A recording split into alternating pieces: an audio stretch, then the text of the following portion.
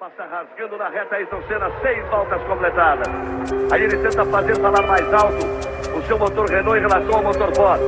É a parte de maior velocidade, eles vão atingir aos 330 km por hora. Senna bateu forte. Senna escapou e bateu muito forte.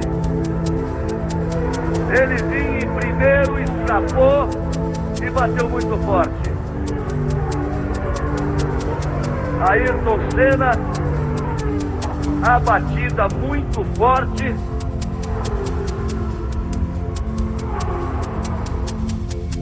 Tive uma vida muito boa, mas tudo isso que eu consegui foi através de dedicação, perseverança e muito desejo de atingir os meus objetivos. Desejo de vitória, vitória na vida, não vitória fora.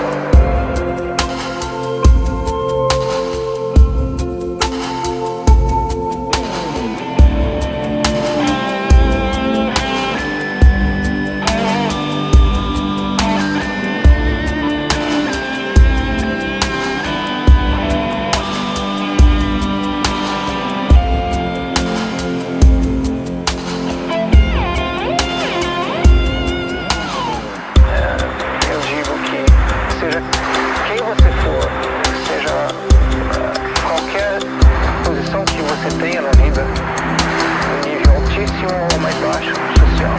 Tenha sempre como meta muita força, muita determinação e sempre faça tudo com muito amor e com muita fé em Deus, que um dia você chega lá, de alguma maneira você chega lá.